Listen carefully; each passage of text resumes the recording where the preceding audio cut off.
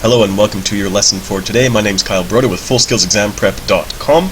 Remember, we're here to help you pass your Iccrc Full Skills exam. So if you have any questions, just send it to us through the website, FullSkillsExamPrep.com, and I'll make a video to help you and to help any other students who have a similar question. So thanks for your questions this week. One of the questions that we got that was pretty interesting was whether or not they will really ask in-depth questions about the PNP programs. As you may have noticed, there's a lot of information in each PNP program. So it's a great question to wonder how in-depth they will go with these. So yes, they will ask you specific questions in the PNP as well as general questions about these. When you're thinking of the PNP questions, it's important to think of the process as well as the specific requirements that they're looking for. So in this one here, we'll give you an example of, we're going to talk about the Newfoundland and Labrador program, but we're going to use this basically as a tool to let you know about the general Iccrc exam. There will probably be 3 to 6 PNP questions in the exam. Remember that they change all the time. There's no way of saying there's going to be 3 questions for sure. However, the last few exams have shown 3 to 6 questions in there.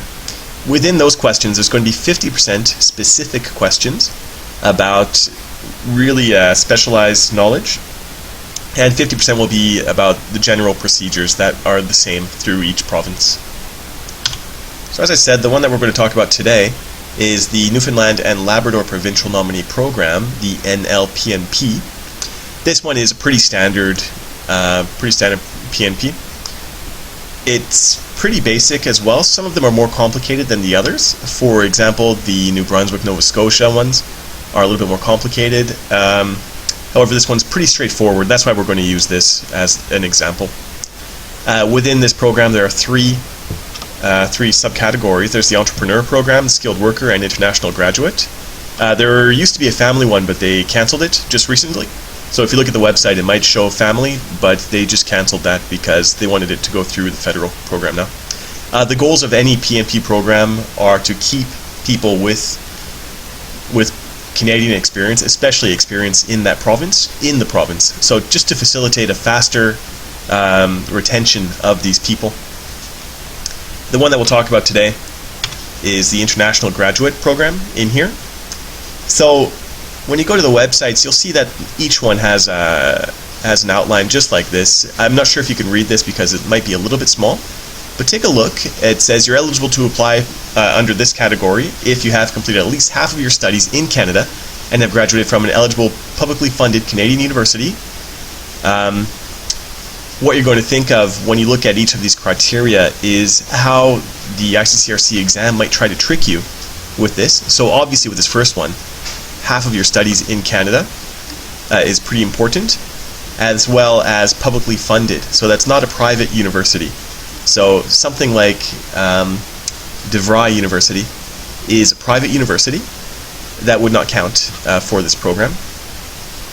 The next one is a minimum of a 2-year diploma or degree, studying on a full-time basis. 1-year post-grad degree programs and certificate programs which require a previous degree or diploma are also eligible. So that should scream to you master's degree or post-grad diploma. And for those, a 1-year program is perfectly fine. So let's say a guy studies in Columbia and has a 4-year bachelor's degree, and then goes to Newfoundland, goes to St. John's to study for his master's degree for 1 year. Not a problem at all. However, if he doesn't have that bachelor's degree, he has to go to Newfoundland to study at least a 2-year diploma. Okay, they have a full-time job offer in their field of study or a related field of study from a Newfoundland and Labrador employer. So if you studied engineering for 4 years in Newfoundland, and then you have a job offer from a school to be a janitor, that is not applicable for this, right?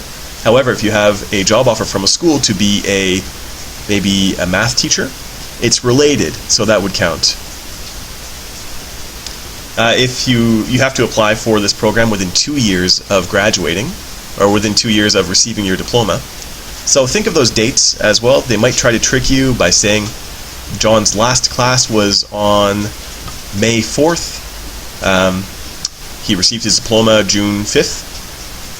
When is the last day he can apply? It's when he received the diploma, right? Not the last day of class.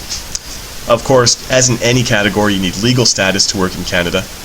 You can't work illegally and then claim that. You need to have the skills and accreditation and training and qualifications, of course, for the job that you are being offered. You must display the intention and ability. Remember, those are two really key words in immigration, especially in the Iccrc exam, to settle permanently in Newfoundland.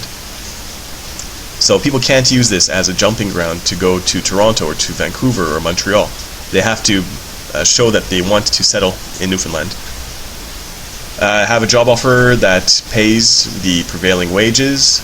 You might have heard in the news about the workers in BC, the guys working in mines who are getting paid, I think, $10 an hour, $15 an hour. It's illegal. It's the exact same as this. That's why they got their visas cancelled. Have a job offer that has opportunity for advancement. So that means, of course, no seasonal work. If it's something where you can't step up to be a manager, or you can't go anywhere with the job, it's not going to work. The next one, have a job or job offer that does not contravene existing bargaining unit agreements or any employment disputes. This is for, the word is called SCAB in English. I'm not sure, maybe you've never heard of this before. It's for unions and things like that. So let's say a university staff goes on strike.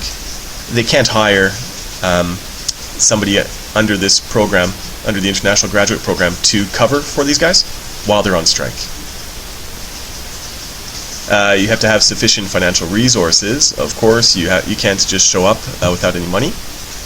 You have to demonstrate sufficient English or French ability for the employment duties. And this one here as well, you either have to have training documents or education documents in English, which is pretty vague, or a letter from your boss saying that you speak English or French.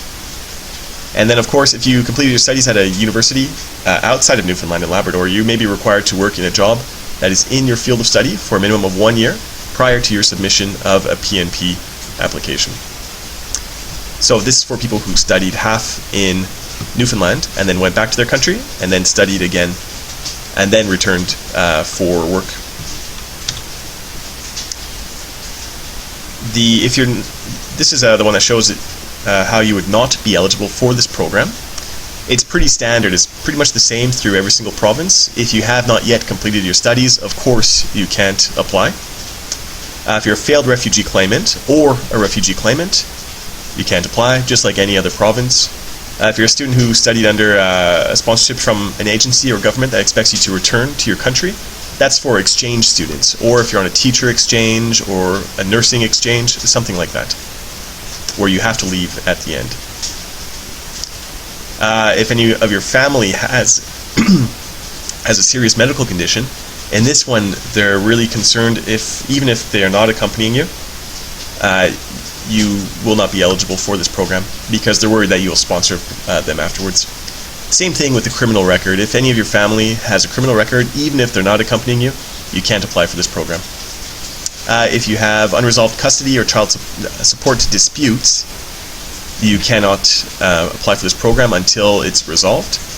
And of course, if you have intentionally misrepresented yourself in the application, obviously you're not eligible for this. While you're applying, if you lose or quit your job during this process, it may be cancelled. And any fraud or anything like that, of course, will be charged in a criminal court. The website for this particular one is right here, so you can take a look at that. You're going to go through every single provincial website anyways to take a look at everything. And a big thank you for listening. The next couple videos will be examples of questions and an analysis of the answers, which is really helpful. I'll give you one general question to show you how they will ask general questions on PNP processes, and I'll also give you a specific question to show you how they will ask specific questions about PMP processes. So big thanks again. You can follow us on Facebook, like us on Facebook at facebook.com/fullskillsexamprep. Our WordPress blog has become pretty popular as well. All these updates will come to you automatically if you follow these. And of course, for yourselves, submit any questions you have to us at info@fullskillsexamprep.com. Remember, we offer books and seminars to help you prepare for your exam. The exam books are particularly helpful because they offer 300 exam prep questions, just like the ones that I'll give you in the next videos. Okay, so thanks a lot and have a great day.